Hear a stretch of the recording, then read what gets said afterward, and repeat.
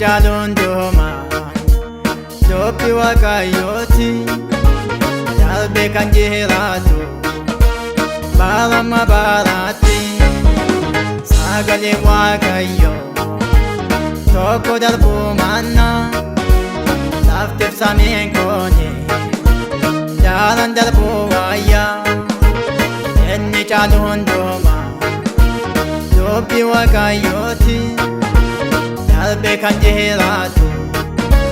baarama baaraatti sagaleen waaqayyoo tokko darbuu manna laftiif samiin koone daaraan darbuu wayyaa karaa jireenyaatiin karaa jireenyaatiin daandii fayyinaatiin daandii fayyinaatiin karaa jireenyaatiin karaa jireenyaatiin daandii fayyinaatiin daandii fayyinaatiin.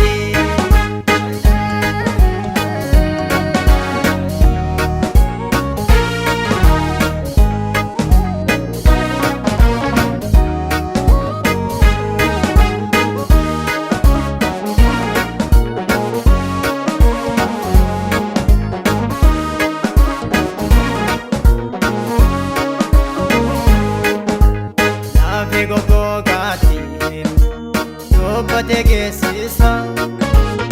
du'a bullaa waame jiraata taasisa oftu kumbii jaala horii namaaf keessa sagalataa goone hundatti mul'isa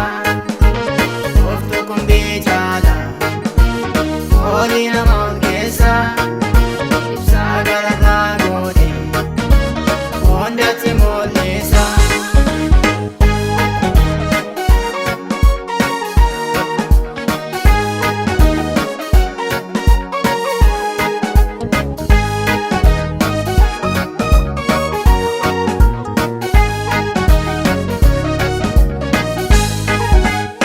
Eeboo namaa baasa sagalee waaqayyoo akka galmaa keenya bara baraan daahoo eeboo tokkoon qabu hundumaan gootoodha gargaara ilmaan namaa inni Elshadaayidha eeboo tokkoon qabu hundumaan gootoodha gargaara ilmaan namaa inni Elshadaayidha karaa jireenyaatiin karaa jireenyaatiin daandii fayyinaatiin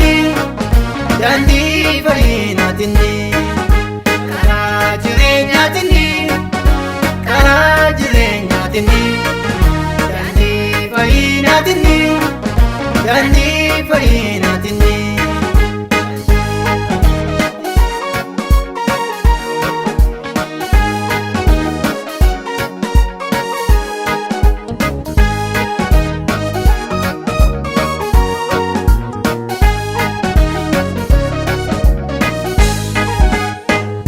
Garaa namaa gaafa geessee beeka ashaaf kalee reefu adda baasee beeka gaafa samaanaanii inni qabaa keeka duuba namaa waame dursa gochuu beeka.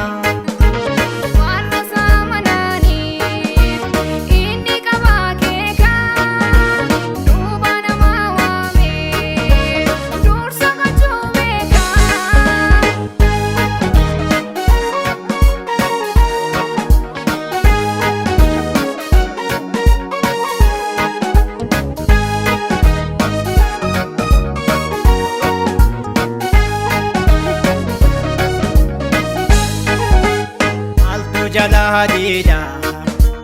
yamune dubbatu yaaronni romaani